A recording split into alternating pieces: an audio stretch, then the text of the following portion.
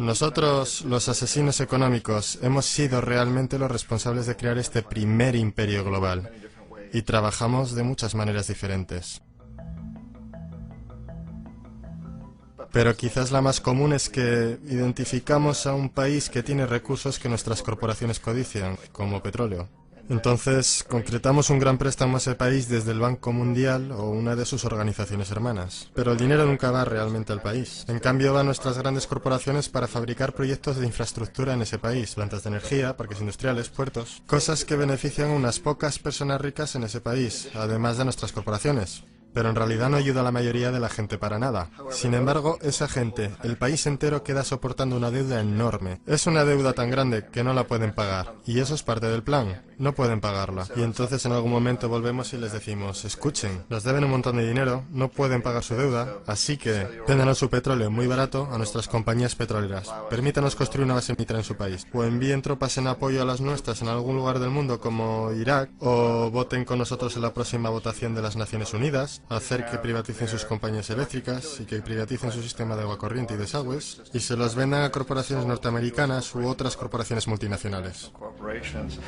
Y hay una nube total, y es tan típico la manera en que trabajan el Banco Mundial y el FMI, ellos endeudan a un país, y es una deuda tan grande que no pueden pagar.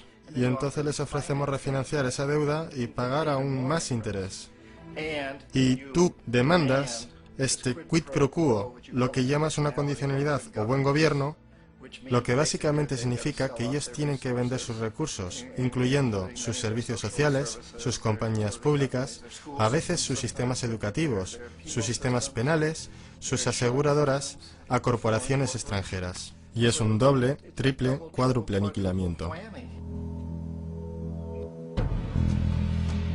El precedente de asesino económico empezó realmente en los años 50, cuando Mossadegh, elegido democráticamente, que fue elegido en Irán, él fue considerado una esperanza para la democracia, en Oriente Medio y en todo el mundo. Fue el hombre del año en la revista Magazine. Pero una de las cosas que trajo y comenzó a implementar era la idea de que las compañías petroleras extranjeras tenían que pagarle al pueblo iraní mucho más por el petróleo que sacaban de Irán, y el pueblo iraní debería beneficiarse de su propio petróleo.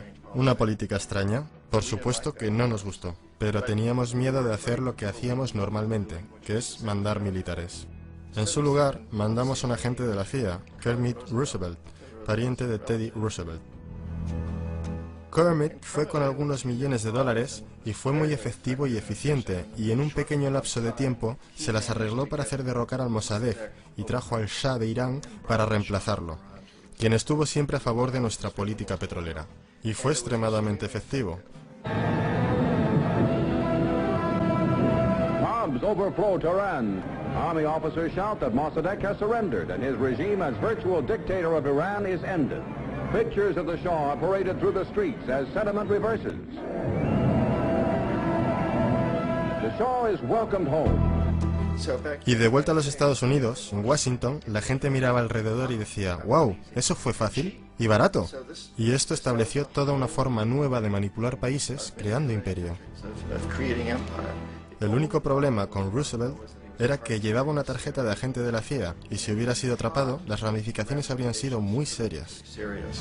Así que muy rápido, en ese instante, se tomó la decisión de usar consultores privados para canalizar el dinero a través del Banco Mundial o el FMI, o alguna otra de sus agencias para mandar gente como yo que trabajan para compañías privadas. Así que si nos atrapan, no habría ramificaciones gubernamentales.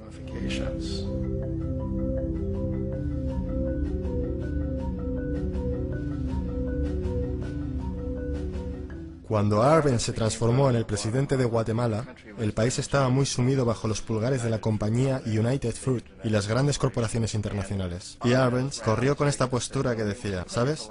Nosotros queremos devolver la tierra a la gente. Y una vez asumió el poder, él estaba implementando políticas que harían exactamente eso, darle los derechos de la tierra de vuelta a la gente. A United Fruit no le gustó mucho eso. Y entonces contrataron una firma de relaciones públicas y lanzaron una campaña masiva en los Estados Unidos para convencer a la gente en Estados Unidos, los ciudadanos de los Estados Unidos, la prensa de los Estados Estados Unidos y el Congreso de los Estados Unidos de que Arbenz era una marioneta soviética y que si le permitiésemos mantenerse en el poder, los soviéticos tendrían un punto de apoyo en ese hemisferio. Y en aquella época había un gran temor en la mente de todos, del terror rojo, el terror comunista. Y entonces, para hacer corta una historia larga, de esta campaña de relaciones públicas vino un compromiso de parte de la CIA y los militares para eliminar a este hombre. Y de hecho lo hicimos. Mandamos aviones, mandamos soldados, mandamos chacales, nosotros mandamos todo para eliminarlo. Y lo eliminamos.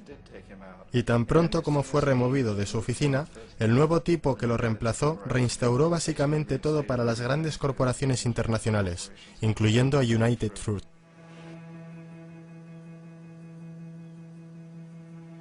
Ecuador, por muchos años fue regido por dictadores proamericanos, a menudo relativamente brutales. Entonces se decidió que habría una verdadera elección democrática.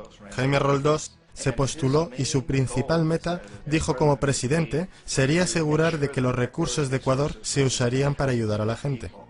Y ganó, de manera aplastante, por más votos de los que nadie ha ganado nunca en Ecuador, y comenzó a implementar estas políticas, para asegurarse de que las ganancias del petróleo fueran a ayudar a la gente. Bueno, a nosotros no nos gustaba esto en los Estados Unidos. Yo fui enviado como uno de varios asesinos económicos para cambiar a Roldós, para corromperlo, para darle la vuelta, para hacerle saber, ya sabes. ¿De acuerdo? Ya sabes. Puedes hacerte muy rico tú y tu familia si juegas nuestro juego. Pero si continúas intentando mantener estas políticas que has prometido, te vas a ir. Él no escuchaba. Fue asesinado. Tan pronto como cayó el avión, todo el área fue acordonada. La única gente a la que se le permitió entrar eran militares de una base americana próxima y algunos militares ecuatorianos. Cuando se lanzó una investigación, 2 de los testigos clave fallecieron en accidentes de tráfico antes que tuvieran la oportunidad de testificar. Un montón de cosas muy extrañas ocurrieron en torno al asesinato de Jaime Roldós. Yo, como la mayoría de la gente que realmente había visto este caso, no tenemos absolutamente ninguna duda de que fue un asesinato. Y por supuesto, en mi posición como asesino económico, yo siempre estuve esperando que algo le pasara a Jaime. Si iba a ser un golpe de estado, un asesinato, yo no estaba seguro, pero que lo iban a cesar sí, porque él no estaba siendo corrompido. Él no se permitía a sí mismo corromperse como nosotros queríamos corromperlo. Omar Torrijos, el presidente de Panamá, era uno de mis favoritos, ¿sabes? Realmente me gustaba, era muy carismático. Él era un tipo que realmente buscaba ayudar a su país. Y cuando quise sobornarlo, corromperlo, él dijo, mira John, me llamaba Juanito. Dijo, mira Juanito, yo no necesito el dinero. Lo que realmente necesito para mi país, que sea tratado justamente. Necesito, pues, que los Estados Unidos nos den lo que le deben a nuestra gente por toda la destrucción que han hecho aquí. Necesito estar en una posición donde yo pueda ayudar a otros países latinoamericanos a ganar su independencia y estar libres de esto, de esta terrible presencia del norte. Señores, ustedes nos están explotando miserablemente. Yo necesito tener el canal de Panamá de vuelta en las manos de la gente panameña. Eso es lo que yo quiero, así que déjame solo, ¿sabes? No trates de sobornarme. Era el año 1981 y en mayo Jaime Roldós fue asesinado. Y Omar era muy consciente de ello. Torrijos reunió a su familia y dijo, probablemente sea el siguiente, pero está bien, porque hice lo que vine a hacer, renegocié el canal. El canal ahora estará en nuestras manos, recién finalizamos de negociar el tratado con Jimmy Carter.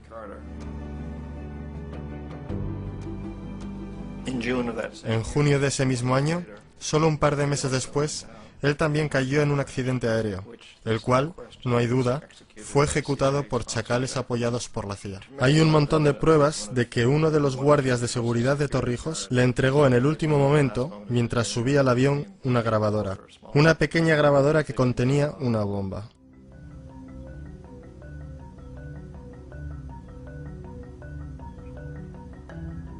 Es interesante para mí cómo este sistema ha continuado de la misma forma por años y años, salvo que el asesino económico se ha vuelto mejor y mejor. Entonces nos las vimos muy recientemente con lo que pasó en Venezuela. En 1998, Hugo Chávez queda electo presidente, siguiendo una línea larga de presidentes que había sido muy corruptos y destruyeron básicamente la economía del país. Y fue elegido Chávez entre todo esto. Chávez se paró frente a los Estados Unidos y lo hizo demandando primariamente que el petróleo venezolano fuera usado para ayudar a los venezolanos. Bueno, No nos gustó eso en los Estados Unidos, así que en 2002 se montó un golpe de Estado, el cual no hay dudas en mi mente, en la mayoría de las mentes de los demás, que la CIA estaba detrás de ese golpe.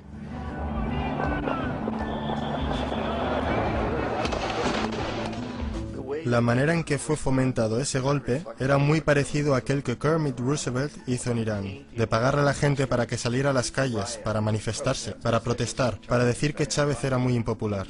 ¿Sabes? Si puedes hacer que unos pocos miles de personas hagan eso, la televisión puede hacerlo parecer como que es el país entero y las cosas comienzan a crecer rápidamente, excepto en el caso de Chávez. Él fue lo suficientemente inteligente y la gente lo respaldaba tan fuertemente que lo superaron. El cual fue un momento fenómeno en la historia de América Latina.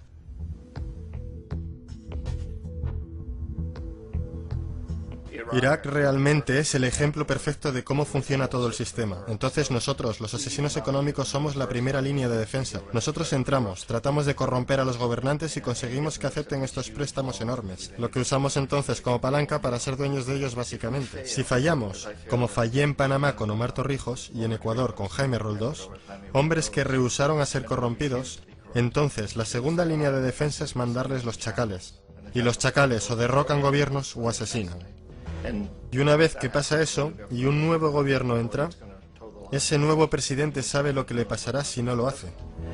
En el caso de Irak, ambas líneas de defensa fallaron. Los asesinos económicos no fueron capaces de llegar a Saddam Hussein. Lo intentaron muy duro. Tratamos de conseguir que aceptase un trato similar al que la Casa de Saud aceptó en Arabia Saudí. Pero él no lo aceptaría. Y entonces los chacales fueron a eliminarlo. No pudieron hacerlo. Su seguridad era muy buena. Después de todo, él, en un momento, trabajó para la CIA. Él fue contratado para asesinar a un presidente anterior de Irak, y falló, pero conocía el sistema. Así que en 1991 mandamos las tropas y eliminamos las fuerzas militares iraquíes.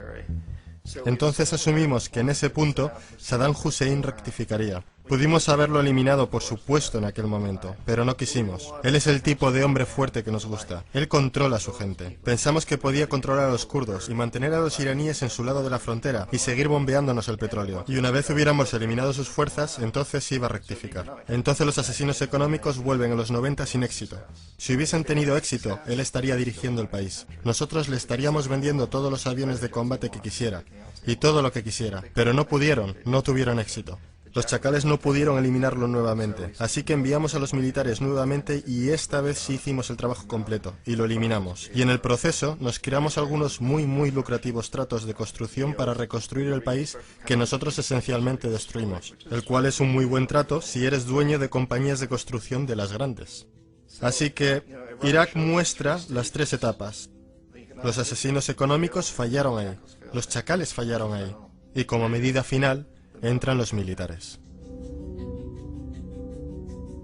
Y de esa manera nosotros realmente hemos creado un imperio, pero lo hemos hecho muy sutilmente. Es clandestino. Todos los imperios del pasado fueron construidos sobre lo militar, y todos sabían que los estaban haciendo. Los británicos sabían que lo estaban haciendo, los franceses, los alemanes, los romanos, los griegos, y estaban orgullosos de ello. Siempre tuvieron una excusa como extender la civilización, extender alguna religión o algo como eso, pero sabían que lo estaban haciendo. Nosotros no. La mayoría de la gente en los Estados Unidos no tiene idea de que estamos viviendo de los beneficios del imperio clandestino, de que hoy hay más esclavitud en el mundo de la que nunca antes hubo. Entonces tienes que preguntarte, bueno, si es un imperio, entonces ¿quién es el emperador? Obviamente nuestros presidentes no son emperadores. Emperador es alguien que no es elegido, no sirve un periodo limitado y esencialmente no se justifica ante nadie. No puedes calificar a nuestros presidentes de esta forma. Pero sí tenemos lo que yo considero el equivalente del emperador, y es lo que yo llamo la corporatocracia. La corporatocracia es este grupo de individuos que dirigen nuestras corporaciones más grandes, y ellos realmente actúan como el emperador de este imperio. Ellos controlan los medios, sea a través de propaganda o por ser propiedad directa.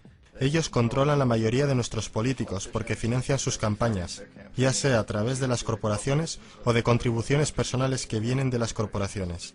Ellos no son elegidos, no sirven periodos limitados de tiempo, no se justifican ante nadie. Y en la misma cima de la corporatocracia realmente no puedes saber si la persona está trabajando para una corporación privada o el gobierno, porque ellos siempre se mueven hacia atrás y adelante. Así que tienes a un tipo que en un momento es el presidente de una compañía constructora como Halliburton y al momento siguiente es el vicepresidente de los Estados Unidos, o el presidente quien estaba en el negocio del petróleo. Y esto es verdad aunque tengas demócratas o republicanos en la oficina. Tienes ese moverse atrás y adelante por una puerta giratoria. Y de esta forma nuestro gobierno es invisible por mucho tiempo. Y las políticas son llevadas por nuestras corporaciones en un nivel u otro. Y entonces, nuevamente, las políticas del gobierno son básicamente forjadas por la corporatocracia y presentadas al gobierno y se convierten en política gubernamental. Hay increíblemente una relación íntima. Esto no es un tipo de cosa o teoría conspirativa. Esta gente no se tiene que reunir y conspirar para hacer cosas. Todos ellos trabajan básicamente bajo una asunción primaria, y esta es que deben maximizar las ganancias sin importar los costos sociales o ambientales.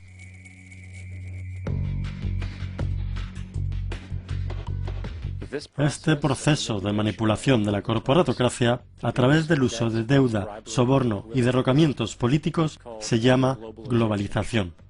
Así como la Reserva Federal mantiene al pueblo americano en una posición de servidumbre contractual a través de la deuda perpetua, la inflación y el interés, el Banco Mundial y el Fondo Monetario Internacional sirven este rol en una escala global.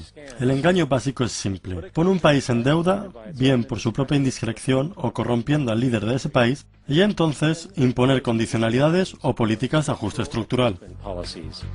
A menudo consistiendo en lo siguiente: devaluación de la moneda. Cuando el valor de la moneda cae, así también lo hace todo lo que está valuado en ella. Esto hace los recursos indígenas disponibles a países depredadores a una fracción de su valor.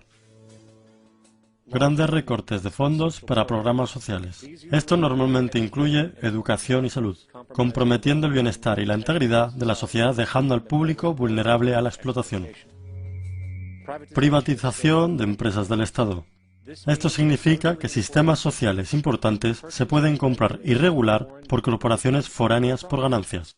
Por ejemplo, en 1999, el Banco Mundial insistió que el gobierno boliviano vendiera el sistema público de agua de su tercera ciudad a una subsidiaria de la corporación americana Bechtel.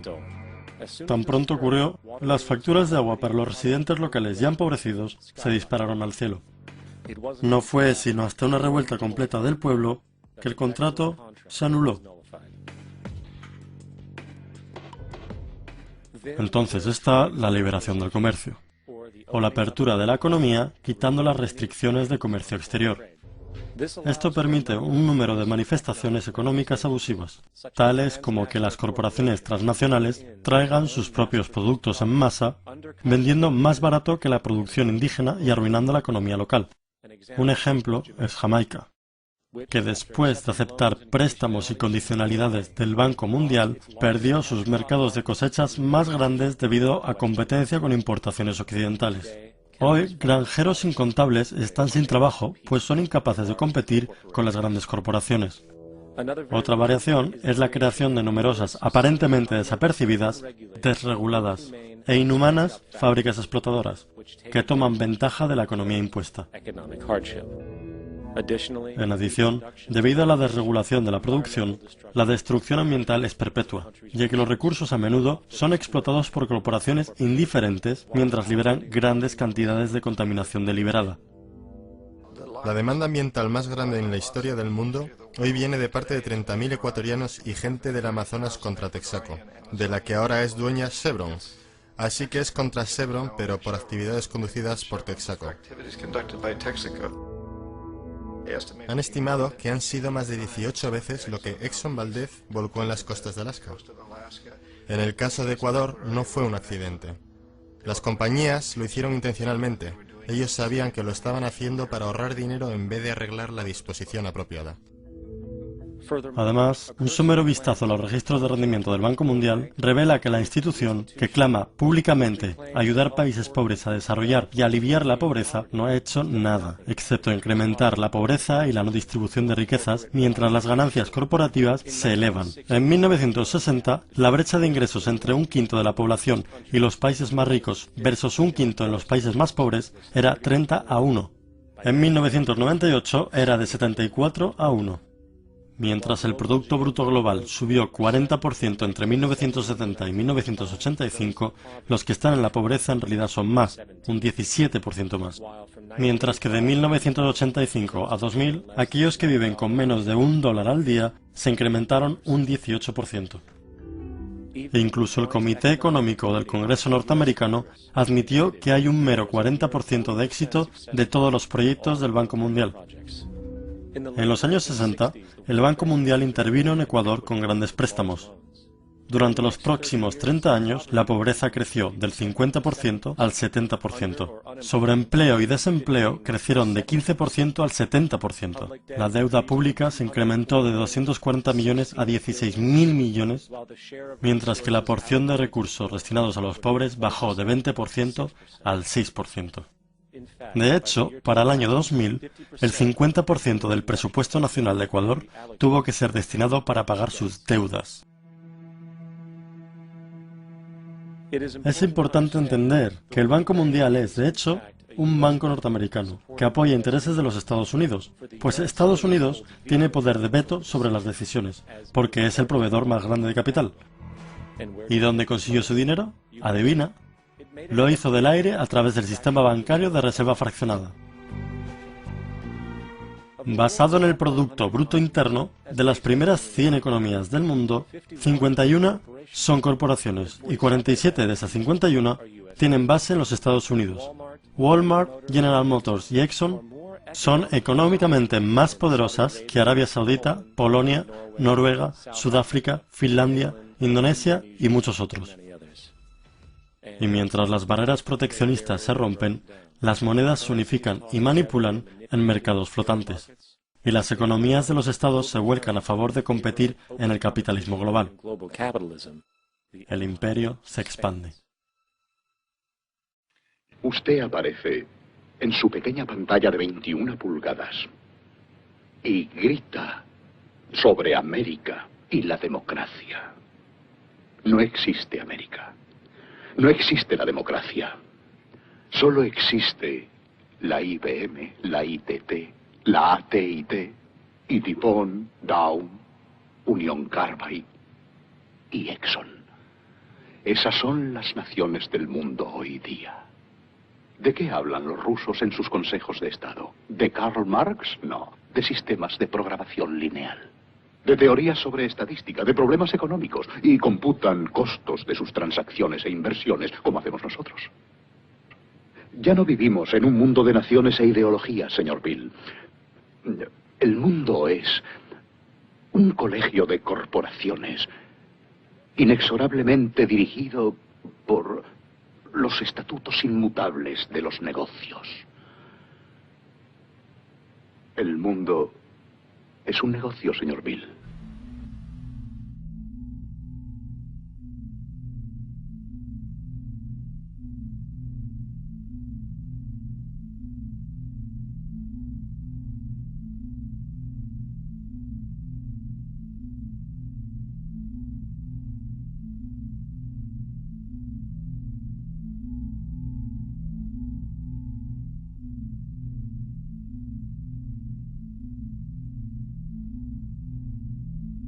El mundo está siendo tomado por la mano poderosa de los negocios, que dominan los recursos naturales de los que necesitamos vivir, mientras controlan el dinero que necesitamos para obtener estos recursos. El resultado final será un monopolio mundial basado no en la vida humana, sino en poder financiero y corporativo. Y mientras la inequidad crece, naturalmente más y más gente se desespera. Entonces el establishment se vio forzado a buscar una manera de lidiar con cualquiera que desafíe el sistema. Así que dieron a luz al terrorismo. El término terrorista es una distinción vacía, designada para cualquier persona o grupo que elija desafiar lo establecido. Esto no es para que lo confundan con la ficticia Al-Qaeda, que en realidad es el nombre de una base de datos de computadora sobre los Mujahideen, que Estados Unidos apoyaba en los años 80.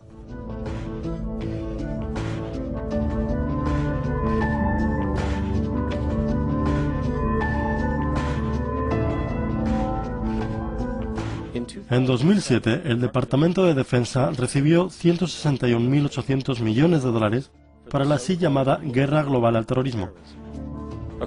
Según el Centro Nacional de Contraterrorismo, en 2004 aproximadamente, 2.000 personas fueron muertas en el mundo por supuestos actos terroristas. De ese número, 70 fueron norteamericanos. Usando este número como promedio general, que es generoso en extremo, es interesante notar que el doble de gente muere al año por alergia al cacahuete que de actos terroristas. Al mismo tiempo, la principal causa de muerte en Estados Unidos son enfermedades coronarias, matando en promedio 450.000 cada año.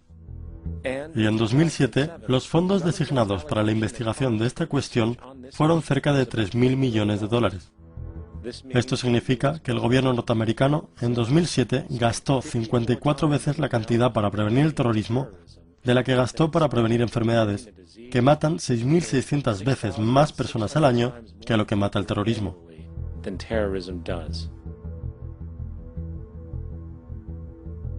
Sin embargo, mientras los nombres terrorismo y Al-Qaeda arbitrariamente se estampan en cada reporte de noticias relacionado con toda acción tomada en contra de intereses de Estados Unidos, el mito se ensancha.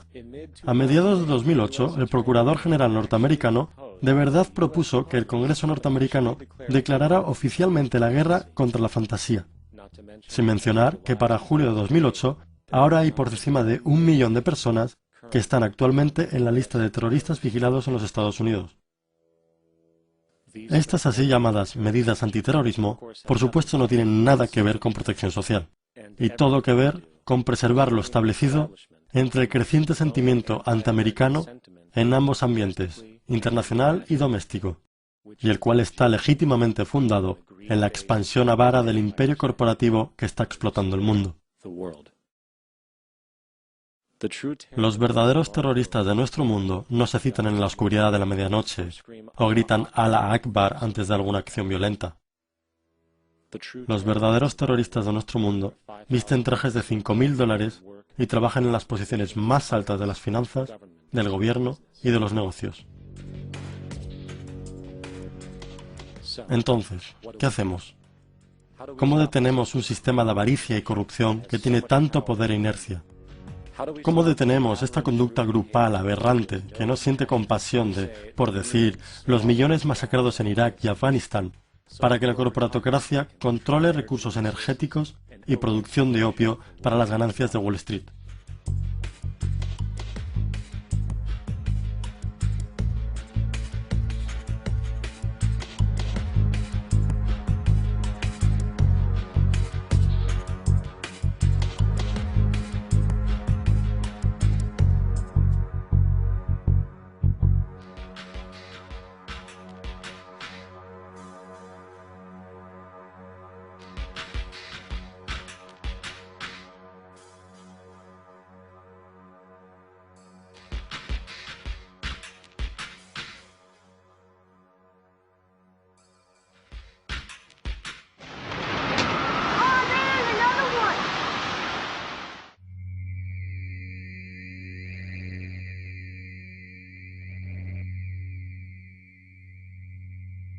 ¿Cómo detenemos a un sistema de avaricia y corrupción que condena a poblaciones pobres a fábricas explotadoras de esclavitud para beneficio de la avenida Madison?